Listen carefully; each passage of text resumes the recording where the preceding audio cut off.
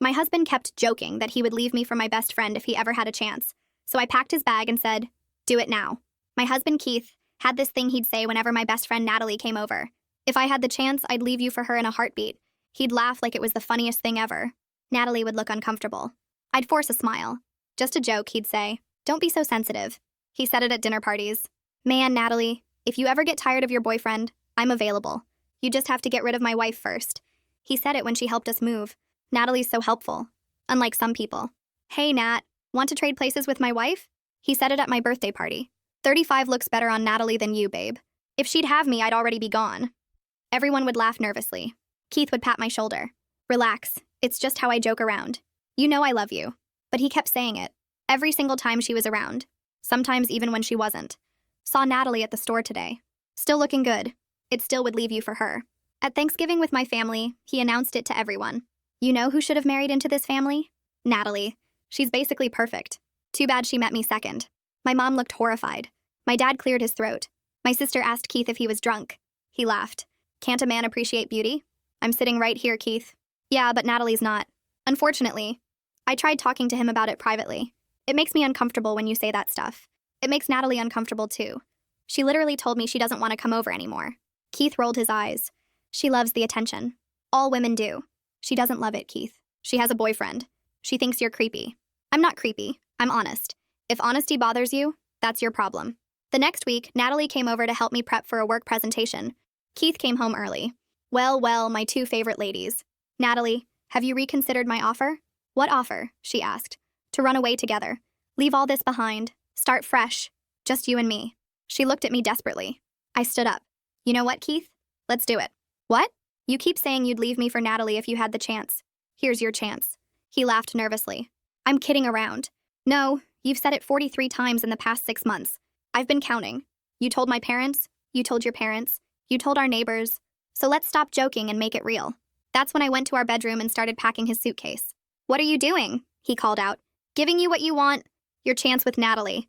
I threw his clothes in the bag, his toiletries, his phone charger. Keith followed me, getting frantic. "Stop it. This is insane. I'm not doing anything. You're being crazy." "Crazy? You just told me you'd leave me for her.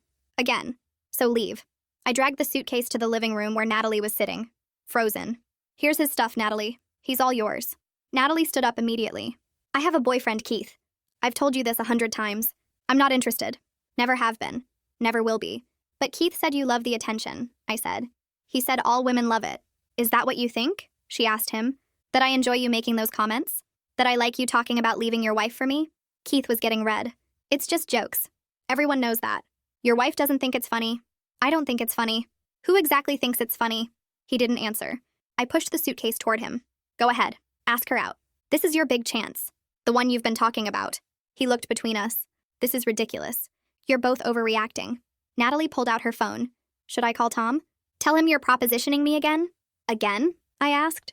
"He does this when you're not around too," Natalie said. "Asks me to coffee. Texts me about how much better I'd be for him. Shows up at my gym." Keith went pale. Natalie grabbed her purse and coat without saying anything else.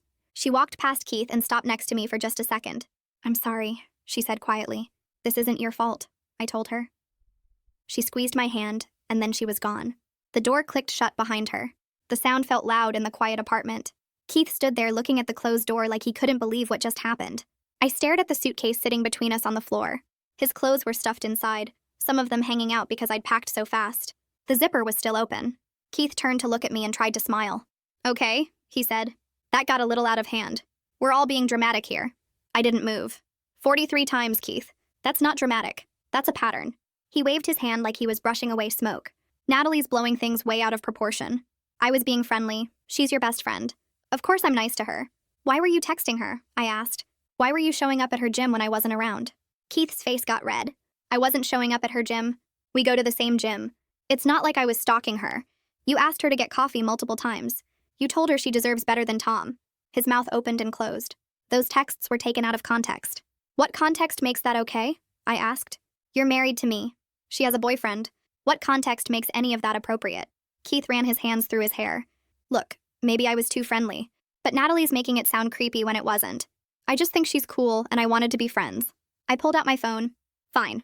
Let's call Tom right now. You can explain to him how you were just being friendly. Tell him about all those texts. Tell him about the coffee invitations. Tell him how you keep saying you'd leave me for his girlfriend. Keith went pale again. His whole face lost color. Don't call Tom. Why not? I said. If it's all innocent, Tom should know. Right. Keith held up both hands. Okay, maybe I crossed some lines. But I never meant anything by it. I love you. You know that. Then why do you keep telling everyone you'd leave me for Natalie? He didn't have an answer. His mouth moved, but nothing came out. If you love me, why would you say that to my parents? To your parents? To our neighbors? At my birthday party? Keith looked down at his feet. I don't know. It was stupid. But it was just talk. Just talk that hurt me every single time. Just talk that made Natalie so uncomfortable she stopped coming over. Just talk that you kept saying even after I asked you to stop. He looked up at me. I'm sorry. I really am. I'll never say it again. I promise. You need to leave, I told him. What? You need to leave tonight so I can think. This is my apartment too, Keith said. His voice got louder. You can't just kick me out. Your suitcase is already packed. You can stay at your parents' house or get a hotel, but you're not staying here tonight. Keith started pacing back and forth. This is crazy. You're overreacting to some stupid comments and texts. I'm not leaving my own apartment. Then I'll leave, I said.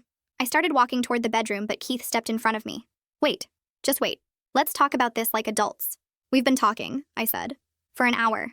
And you still don't get it. You harassed my best friend. You disrespected me in front of everyone we know. And you think I'm overreacting. Keith grabbed my arm. Not hard, but enough to stop me. I looked down at his hand and then up at his face. Let go of me. He dropped his hand immediately. I'm sorry. I just don't want you to leave. I don't want this marriage to end over something so stupid. It's not stupid to me, I told him. And right now, I need you to go. We went in circles for another hour. Keith argued that he had rights to the apartment. I pointed out that he'd already agreed to leave by packing his stuff. He said he'd only leave if I promised we'd talk tomorrow. I said I couldn't promise anything. He tried apologizing again, but it sounded hollow. Finally, he picked up the suitcase. Fine, I'll go. But this is ridiculous. You're throwing away our marriage because you can't take a joke. I walked to the door and opened it. Keith stood there for a minute looking at me. When I didn't say anything, he walked out. I closed the door behind him and turned the deadbolt. My hands were shaking, so hard I could barely work the lock. I leaned against the door and listened to his footsteps fade down the hallway. Then I called my sister. She answered on the second ring. What's wrong? She asked. I could hear the worry in her voice. Keith's gone. I kicked him out. Good, she said immediately. I'll be there first thing in the morning. Bring coffee. I'll bring a whole breakfast. Are you okay? I don't know. I think so. My sister was quiet for a second. You did the right thing. Call me if you need anything tonight. Okay, I mean it. Anything. Even if it's 3 in the morning. Thanks. I love you. Love you too. I hung up and looked around the apartment. It felt different already. Quieter. Emptier. I went to the bedroom and lay down on top of the covers with my clothes still on. Every time I closed my eyes, I saw Keith's face when he made those comments. The way he'd laugh like it was so funny. The way everyone else would laugh too because they didn't know what else to do. I thought about all the times I'd smiled and pretended it was fine. All the times I'd told myself he didn't mean it. All the times I'd made excuses for him because it was easier than fighting. My phone buzzed around midnight. 3 texts from Keith. You're overreacting. This is insane. I'm coming home tomorrow whether you like it or not. I turned my phone face down and stared at the ceiling. Sleep didn't come. I just lay there replaying every comment, every joke, every time he'd said Natalie's name with that tone in his voice. The sun was barely up when my sister knocked on the door. I'd been awake the whole time. I opened the door and she took one look at my face. Oh, honey, she said. She was holding 2 coffee cups and a bag from the bakery down the street. She set everything on the counter and hugged me. I started crying. I couldn't help it. Everything just came out. She held me and didn't say anything. When I finally stopped, she handed me a coffee. I never liked how Keith talked about Natalie. None of us did. Why didn't anyone say anything? We did. You were there. Mom said something at Thanksgiving. Dad looked uncomfortable every time. I asked Keith if he was drunk. He just laughed it all off. I know. I should have pushed harder. I should have told you privately. I wiped my eyes. It's not your fault. It's his. My sister squeezed my shoulder. I'm glad you finally stood up to him. My phone rang around 10. Natalie's name showed up on the screen. I answered. Hey. Are you okay? I'm okay. Are you? Yeah. Tom knows everything now. I showed him all the texts. How did he take it? He wanted to drive over to Keith's parents' house and punch him. I almost let him. I laughed even though nothing was funny. Can I come over? Natalie asked. I want to show you something. Sure. She got there 20 minutes later. Her eyes were red like she'd been crying too. She sat down on the couch and pulled out her phone. I need to show you all of it. Not just what I mentioned yesterday. There's more. She handed me her phone. The messages went back months. 4 months at least. Keith asking her to get coffee. Natalie saying no. Keith asking again a week later. Natalie saying she had a boyfriend. Keith saying Tom didn't appreciate her like he would. Natalie telling him to stop. Keith saying he was just being nice. Over and over. The same pattern. I scrolled through 30 texts. Maybe more. My stomach turned. They were flirty. They were persistent. They were sent when Keith knew I'd be at work or busy with something else. Every single one came during times when he knew I wouldn't see him on his phone. I handed the phone back to Natalie. I feel sick. I'm so sorry. You have nothing to be sorry for. I should have told you sooner. You told me when you were ready. That's what matters. Natalie wiped her eyes. I kept thinking he'd stop. That if I just ignored him, he'd get the hint. But he never did. I know. The messages made everything worse. Not just because of what they said, but because of when he sent them. Every single one was calculated. Sent when I was at work. When I was at my mom's house. When I was busy with something and wouldn't notice him on his phone. He'd planned it all out. He'd known exactly what he was doing. And he'd done it anyway. Natalie put her phone away and looked at me with red eyes. I kept hoping he'd just stop. That if I ignored him enough, he'd realize I wasn't interested and leave me alone. But he never did. I reached across the couch and squeezed her hand. This isn't your fault. You told him no. Multiple times. He chose to keep going. I know, but I should have told you sooner. I was scared you'd think I was making it up or trying to cause problems. Natalie wiped her face. You're my best friend. I didn't want to ruin your marriage over something I thought might just go away. It wouldn't have ruined my marriage. Keith ruined it himself. I'm not mad at you. I'm mad at him for putting you in this position. For making you uncomfortable when you should have felt safe around us. She nodded and we sat there for a minute without talking. My sister knocked on the door around noon. She came in with her laptop bag and a determined look on her face. Okay, we're documenting everything. Every comment, every text, every time he showed up somewhere Natalie didn't expect him. We need dates, locations, and who else was there to see it. My sister sat up at the kitchen table and opened a spreadsheet. Natalie pulled out her phone again and started reading dates off the text messages. Keith had sent the first one 4 months ago. Just checking in. Hope you're doing well. Natalie had responded politely. Thanks. I'm good. Hope you and my friend are well too. The next text came 3 days later. Want to grab coffee sometime? Just as friends. Natalie had ignored it. Then another one a week after that. Saw you at the gym. You looked great. Natalie had texted back asking him to stop. Keith had responded saying he was just being nice and she was reading too much into friendly conversation. The pattern continued for months. My sister typed everything into the spreadsheet with dates and exact wording. Then we moved on to the verbal comments. I remembered most of them because they'd made me so uncomfortable. Thanksgiving at my parents' house. My birthday party. The housewarming when we moved into this apartment.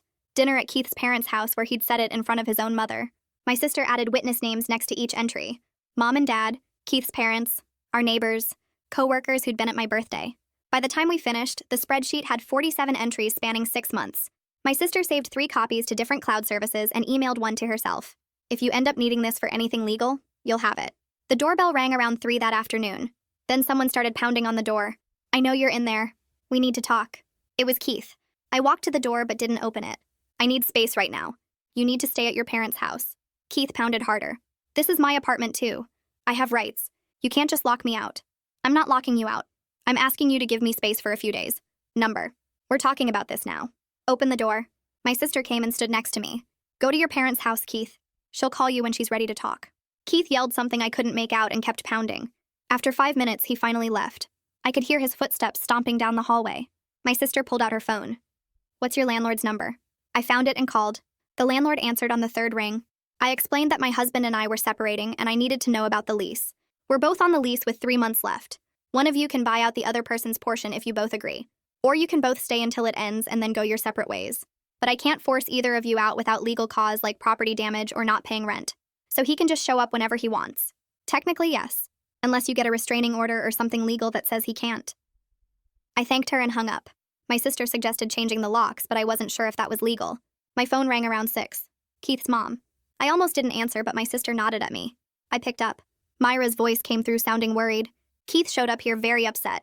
He says you kicked him out and won't talk to him. What's going on? I took a breath. Keith has been making inappropriate comments about my best friend Natalie for 6 months, telling everyone he'd leave me for her. Then I found out he's been texting her and showing up places trying to get her to go out with him, even though she has a boyfriend and told him to stop multiple times. There was silence. Then Myra laughed a little. Oh, honey.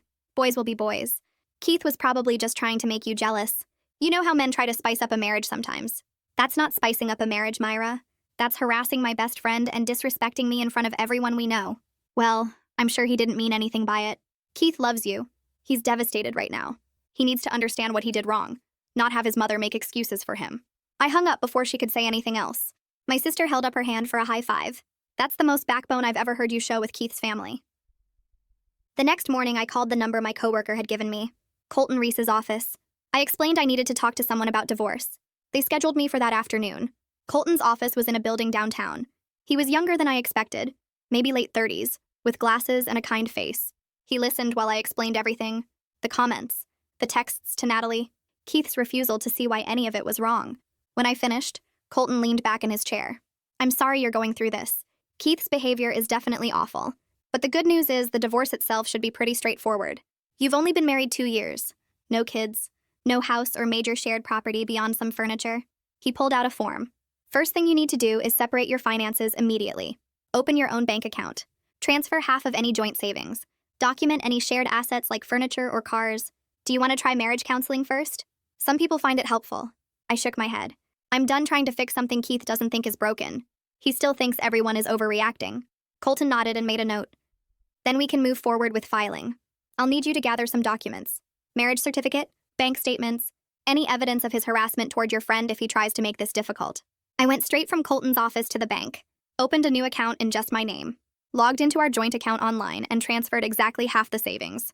My phone started buzzing 10 minutes later. Keith, you're stealing from me. That's our money, I texted back. I'm protecting my half. You should do the same with yours. He called. I didn't answer. He texted again saying I was being crazy and unreasonable. I put my phone on silent. That evening, Natalie called. I told Tom everything. Showed him all the texts. He wants to drive to Keith's parents' house and punch him. How did he take it? He's mad he didn't notice sooner. I told him months ago that Keith made me uncomfortable, but I guess I downplayed it. Tom thought it was just awkwardness, not that Keith was actually trying to get me to cheat. Tom called me an hour later. Hey, I just wanted to apologize. Natalie told me everything and I feel terrible. She mentioned Keith made her uncomfortable a while back, but I didn't realize he was actively pursuing her. I thought it was just weird vibes. You don't need to apologize. You didn't do anything wrong. I know, but I should have paid more attention. Should have asked more questions when Natalie seemed uncomfortable around him. Tom paused. For what it's worth, Natalie and I both want to stay friends with you no matter what happens with your marriage. I felt my eyes get wet. That means a lot. I was worried I'd lose you both. Never. Keith's the one who screwed up here. Not you. I hung up with Tom feeling something loosen in my chest. The next morning, my phone rang again. Keith's dad, Quentin. I almost didn't answer, but something made me pick up. His voice was quieter than usual. I heard what happened. I wanted to call and say I'm disappointed in my son's behavior. I didn't know what to say for a second. That's not what I expected. Myra called me furious about you kicking Keith out. Then I talked to Keith himself and he told me his version. But I also talked to your sister and got the real story. Quentin paused. What can I do to help? I sat down on the couch. Honestly, Keith needs to understand why what he did was wrong, not just apologize to make it go away. I know. I raised him better than this. His mother is making excuses, but I won't. If there's anything you need, you call me. We said goodbye and I felt weird about it. Keith's own dad was taking my side. 2 days later, my mom called. Your sister told me everything. Do you need to come stay with us for a while? Get away from that apartment? I'm not leaving, Mom. Keith's the one who messed up. He should be the one dealing with the inconvenience. There was a pause, and then she said something that made my throat tight. I'm proud of you for standing your ground. You've always been too nice, too willing to keep the peace. It's about time you put yourself first. That weekend, Keith texted. Can we meet for coffee? Talk like adults about this? I stared at the message for a long time. My sister was over helping me sort through some of Keith's stuff he'd left behind. I showed her the text. She rolled her eyes. He wants to manipulate you in private. If you go, I'm coming with you. I texted back that I'd meet him, but only in a public place and my sister would be there. His response came fast. Why does your sister need to be there? This is between us. I need support. Take it or leave it. He agreed, but I could feel his anger through the phone. We met at a coffee shop near the mall on Tuesday afternoon. Keith was already there when we arrived, sitting at a corner table with his arms crossed. My sister and I sat down across from him. He looked at her. I wanted to talk to my wife alone. I'm here for support. Start talking. Keith's jaw tightened, but he turned to me. Look, I'm sorry. I know I took the jokes too far, but you have to understand. Work has been really stressful lately, and I haven't felt appreciated at home, and sometimes My sister cut him off. Those aren't reasons to harass another woman. Those are excuses. You're deflecting. Keith's face went red. I'm trying to apologize here. You're trying to justify. There's a difference. He turned back to me. I can't do anything right, can I? You're just going to hold one mistake over my head forever. Maybe we should just get divorced if that's what you want. It wasn't one mistake, Keith. It was 6 months of you disrespecting me and Natalie. 43 times you said you'd leave me for her, plus all the texts and showing up at her gym. That's not one mistake. That's a pattern. He opened his mouth, but I kept going. I already talked to a divorce attorney. I'm serious about ending this. Keith's face went from red to almost purple. You what? When? Last week. His name is Colton Reese. He's filing the papers? You're giving up that easily? After everything we've been through? I reminded him about every time he said he wanted to leave me. You're the one who kept saying it, Keith. I'm just making it happen. He stood up so fast his chair scraped. This is insane. You're insane. My sister stood up too. We're done here. Keith stormed out and I sat there shaking. My sister put her hand on mine. You did good. At work the next day, I must have looked terrible because 3 different people asked if I was okay. During lunch, my closest work friend Sarah pulled me aside. What's going on? You've seemed stressed for weeks. I told her everything. The comments, the texts to Natalie, the divorce. She listened and then said something that made my stomach drop. My ex-husband did something similar. Kept making comments about my younger coworker. I asked him to stop and he said I was being jealous and insecure. The comments never stopped. They just got quieter. I ended up divorcing him 2 years later. I wished I'd done it sooner. The next morning, a delivery guy showed up at my office with a huge bouquet of roses. The card said he was sorry and wanted to work on the marriage. I looked at them for about 10 seconds. Then I walked them straight to the break room and left them on the counter with a note that said free flowers. Sarah saw me do it and gave me a thumbs up. Grand gestures don't fix months of harassment. That afternoon, Colton called. The papers are ready. I'm having Keith served at his parents' house tomorrow. Are you prepared for him to react badly? I told him I was. The next day, my phone started ringing at 11 in the morning. Keith. I let it go to voicemail. He called 6 more times. Finally, I answered. You had me served at my parents' house? You blindsided me. I didn't give you a chance to fix things. We met for coffee 3 days ago. I told you exactly where things stood. You said you already talked to an attorney. I didn't think you'd actually do it. What did you think I meant, Keith? That I was bluffing? You don't get to be surprised when I do exactly what I said I would do. He was still yelling when I hung up. 3 days later, a thick envelope arrived from Keith's attorney. I opened it at my kitchen table with my hands shaking. The response was 10 pages long and painted me as the villain. Keith claimed I abandoned our marriage without warning, refused to work on our relationship, and turned his family and friends against him with false accusations. The last page requested that I pay half his attorney fees since I was the one who initiated the divorce. I took pictures of every page and texted them to Colton. Never. He called me back within an hour and told me not to worry. This is standard manipulation, he said. Keith's trying to make you feel guilty and maybe scare you into backing down. We have documentation of his behavior toward Natalie going back months. His claim that you abandoned the marriage won't hold up when we show the court why you asked him to leave. I felt better after talking to Colton, but the papers still sat on my table making my stomach hurt. Natalie started calling me every other day just to check in. She'd ask how I was doing and if I needed anything. During one call, she told me she was willing to testify about Keith's harassment if the divorce got complicated. I really hope it doesn't come to that, I said. But knowing you have my back means everything. She said she felt partly responsible for not telling me about the texts sooner. I reminded her that Keith was the only one responsible for Keith's behavior. Tom sent me a text saying the same thing and added that he and Natalie wanted to take me out to dinner once things settled down. Having their support made the whole process feel less lonely. I made an appointment with a therapist named Amanda Wilcox that my insurance covered. Her office was in a small building near the library with plants in every corner and soft lighting that didn't make my head hurt. During our first session, I told her everything about Keith's comments and the divorce. She listened without interrupting and then asked me why I thought I tolerated his behavior for so long. I don't know, I said. I guess I thought it would stop if I just ignored it. She wrote something in her notebook and said we'd work on recognizing patterns where I minimized my own feelings to avoid conflict. That hit hard because I knew she was right. At our second session, Amanda gave me homework. She wanted me to write down every single time I felt uncomfortable with Keith's behavior, but stayed quiet instead of speaking up. I thought it would be maybe a page. It ended up being 3 full pages front and back. There were incidents from before we even got married. Times he made jokes about other women in front of me. Times he dismissed my feelings about his friends.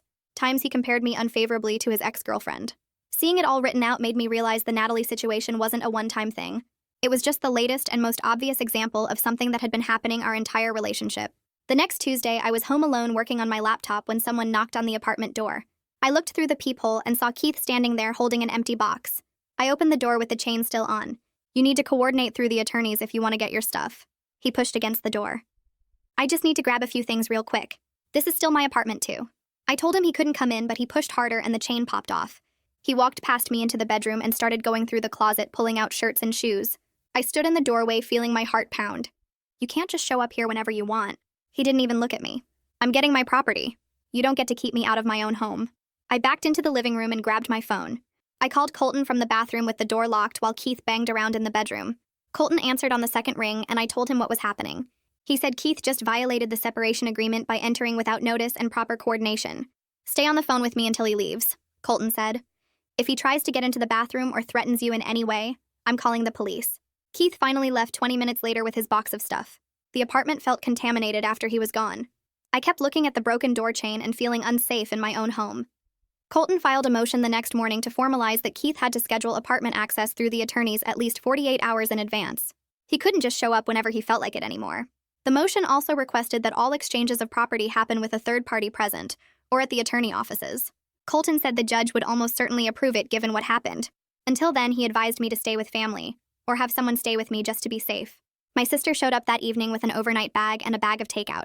She took one look at the broken chain and asked if I was okay. I told her about Keith barging in and she got furious. "We're changing the locks tomorrow," she said. Colton already told me I can legally do that since Keith moved out voluntarily. She stayed with me for 4 days, and I was grateful because I jumped every time I heard footsteps in the hallway. We got a locksmith to come out and install new deadbolts on both the front door and the bedroom door. My sister also bought me a door stopper wedge and showed me how to jam it under the door for extra security. Having her there made me feel less alone and less scared. While my sister was staying over, I started noticing Keith's social media posts. He was putting up vague stuff about how his wife didn't appreciate him and gave up on their marriage too easily. One post said something about how modern women bail at the first sign of trouble instead of working through problems. Another one talked about how he was the victim of a smear campaign. My phone started blowing up with messages from mutual friends asking what was going on. At first, I thought about just staying quiet and not engaging. But then I realized I was doing the same thing I always did with Keith, staying quiet to keep the peace and protect his reputation while he controlled the narrative. I decided to tell the truth instead. When people reached out asking about the divorce, I gave them the facts. I explained that Keith spent 6 months telling everyone he'd leave me for Natalie, including at family gatherings and dinner parties. I told them about the private texts he sent her asking her to coffee and telling her she deserved better than Tom. I mentioned that he showed up at her gym even after she told him to stop. I didn't embellish or make things sound worse than they were. I just stated what actually happened. The response was overwhelming. Almost everyone said they always thought his comments were inappropriate but didn't know how to address it. Several people apologized for not speaking up when Keith made those jokes in front of them. A few said they'd stopped inviting us places because Keith's behavior toward Natalie made everyone uncomfortable. 2 of Keith's friends reached out privately with apologies. One guy named Jonathan said he thought Keith was just being crude and didn't realize Keith was actually pursuing Natalie behind my back. He felt terrible for laughing at some of the jokes and said he should have shut it down instead. The other friend said something similar. He explained that he assumed Keith's comments were just locker room talk and didn't understand the extent of the harassment. Both of them said they'd testify on my behalf if I needed them to. I thanked them and said I appreciated their honesty even though it came late. It felt validating to hear other people confirm that Keith's behavior wasn't normal or acceptable. For months, he'd made me feel like I was being too sensitive. Now I had proof that other people saw exactly what I saw. Keith's posts on social media got worse over the next week. He started writing long paragraphs about how his wife turned all their friends against him with lies. One post said something about cancel culture and how nobody cares about men's side of the story anymore. Another one claimed I destroyed his reputation because I couldn't handle a little teasing. My phone kept lighting up with screenshots from friends who were seeing the posts. Each one made Keith look more unhinged than the last. I forwarded everything to Colton, who told me to keep documenting but don't respond publicly. He said Keith was basically building a case against himself by showing how unstable he was acting. I took screenshots of every single post and saved them in a folder labeled with dates and times. It felt good to have that evidence, even though reading the posts made my stomach turn. The mediation session happened 2 weeks later at Colton's office. Keith showed up with his attorney, who immediately started painting me as the bad guy. She said I was vindictive for changing the locks and refusing to even consider reconciliation. She kept using words like unreasonable and cold-hearted while Keith sat there nodding along. I stayed quiet and let Colton handle it. He pulled out the printed timeline we'd made showing all 43 comments Keith made about Natalie with dates and witnesses. Then he showed the text messages Keith sent to Natalie over 4 months asking her to coffee and telling her she deserved better than Tom. He added the gym incidents where Keith showed up knowing Natalie's schedule. Keith's attorney's face went from confident to deflated in about 30 seconds. She looked at Keith like she was seeing him for the first time. The whole energy in the room shifted after that. Nobody was calling me vindictive anymore. We reached a settlement after 3 hours of back and forth. Keith would take his car and all his personal belongings.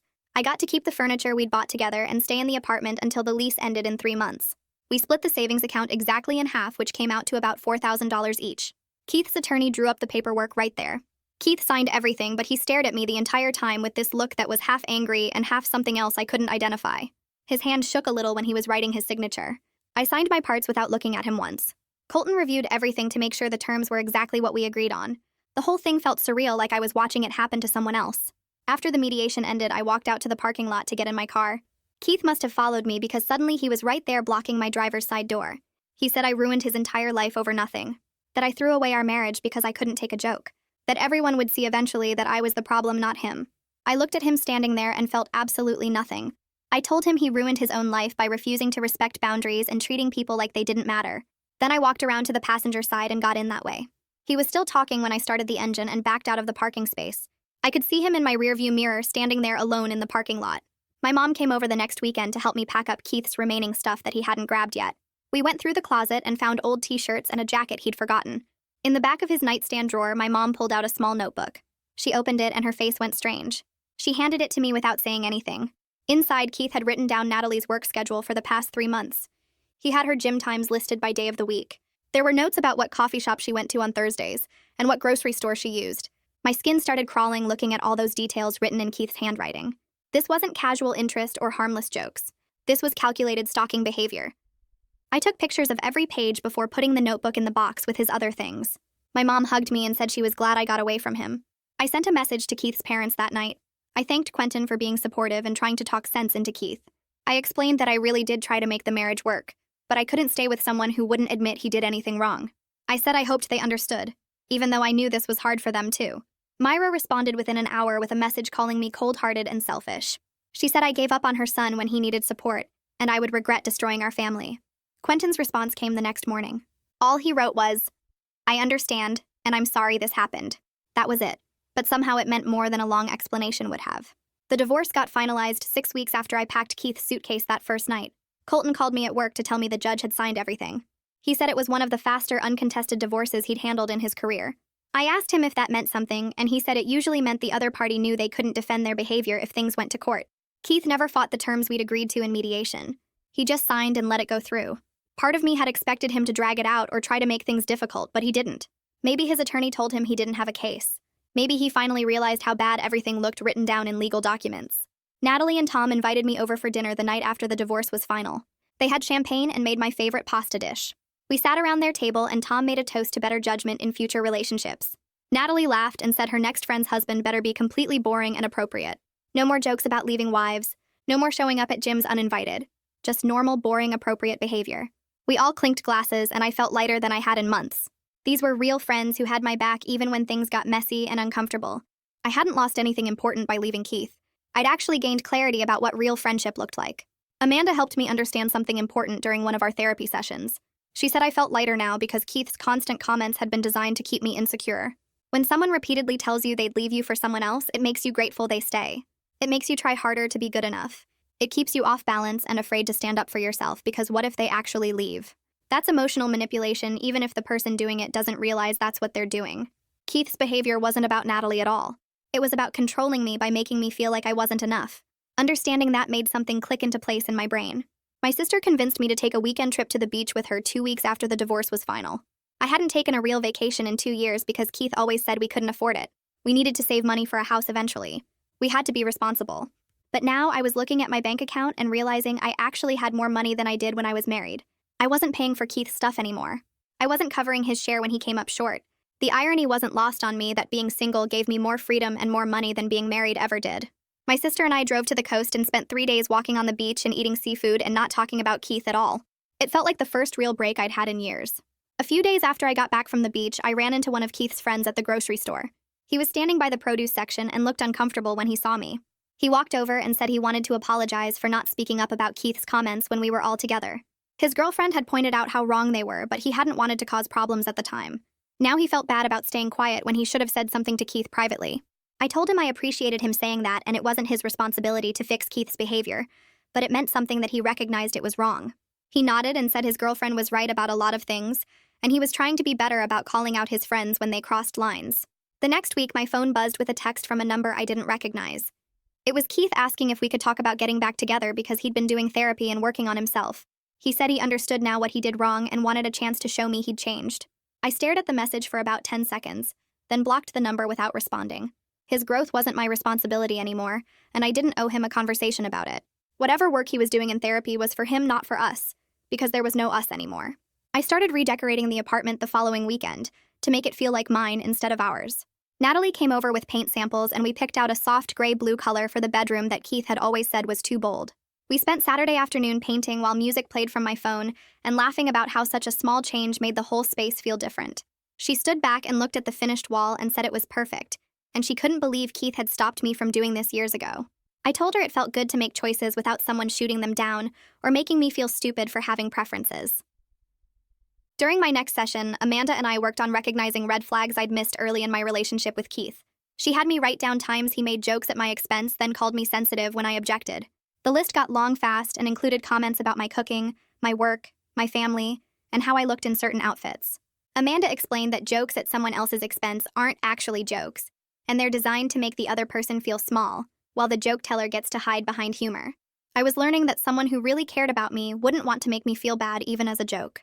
3 months after the divorce, I realized I felt genuinely happy instead of just relieved. I was sleeping through the night without waking up anxious. My work performance had gotten better and my boss had noticed. I'd reconnected with friends I'd drifted away from during the marriage because Keith always had something negative to say about them. My apartment felt peaceful instead of tense, and I could make plans without checking with someone first or worrying about complaints later.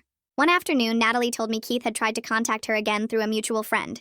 The friend had passed along a message asking if Natalie would be willing to get coffee now that Keith was single.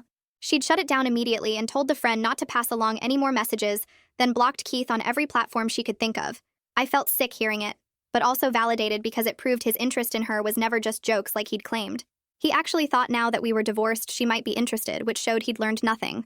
I started going on a few casual dates, but I wasn't rushing into anything serious. Amanda said taking time to rebuild my sense of self outside of marriage was healthy and important. I was enjoying learning who I was without Keith's constant comments about everything I did or said or wore. Dating felt different now because I knew what red flags to watch for, and I wasn't desperate for someone to validate me. My lease ended in late summer, and I moved into a smaller apartment that was entirely mine. My family and friends showed up to help me move boxes and furniture. My dad carried in the last lamp and said he was glad to see me smiling again because I'd looked exhausted during the marriage.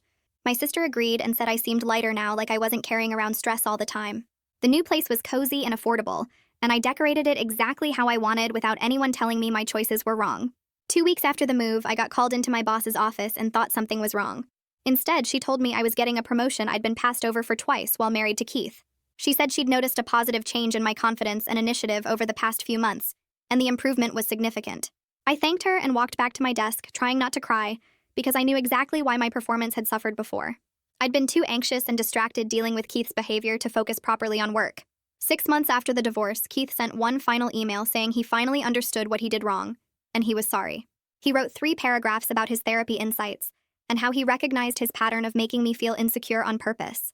He said he hoped I was doing well and he wished things had ended differently. I read the whole thing, felt absolutely nothing, and deleted it because his understanding came too late and wasn't my concern anymore. 2 months later, Natalie and I booked a weekend at a beach resort 3 hours away. We spent the first day lying on the sand, reading books and ordering fruity drinks from the poolside bar.